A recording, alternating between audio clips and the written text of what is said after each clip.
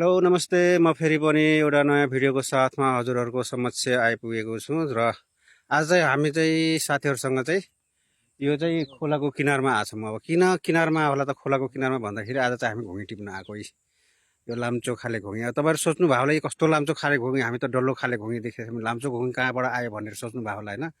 तर यो चाहिँ एकदम प्योर, यो चाहिँ खोलाको घुँगी हो, एकदम अर्ग्यानिक हो यो। एकदम यसमा चाहिँ भिटामिन डल्लो भन्दा पनि यो एकदम टेस्टी हुन्छ होइन। यो घुँगी भनेपछि तपाईँको अहिले बिरलै पाउँछ भनौँ न, त्यस्तो खेततिर यताउता डल्लो घुँगीहरू पाउँछ। अनि के अरे यो चाहिँ एकदम खोलामै पाउने घुँगी हो, लाम्चो खाले, एकदम लोकल, प्योर लोकल हो। अनि सोच्नु भयो होला फेरि त्यत्तिकै यहाँ आएर एउटा दुईवटा घुँगी देखाएर त्यो के अरे त्यो भिडियो मात्रै बनाइरहेछ भने त्यस्तो नसोच्नु होला होइन। हामीसँग पुरै बोतलमा, यो बोतलैभरि पुरै टन्नै घुँगी छ। ल 2 लिटरको हो, 2 लिटरभित्र टन्नै छ यहाँनिर छ।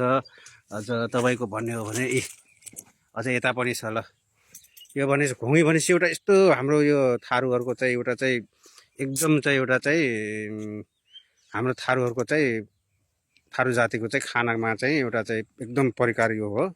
एउटा चाहिँ पहिचान बोकेको चाहिँ यो घुँगी हो हाम्रो थारू जातिको चाहिँ, एकदम अर्ग्यानिक हो। र नेक्स्ट भिडियोमा तपाईँलाई चाहिँ यसले कसरी बनाउने, के गर्ने होइन, त्यो हिसाबले चाहिँ म तपाईँहरूलाई चाहिँ नेक्स्ट भिडियोमा चाहिँ पकाएको यताउता चाहिँ गरेको देखाउँछु होइन। अब सी यू नेक्स्ट भिडियोमा है।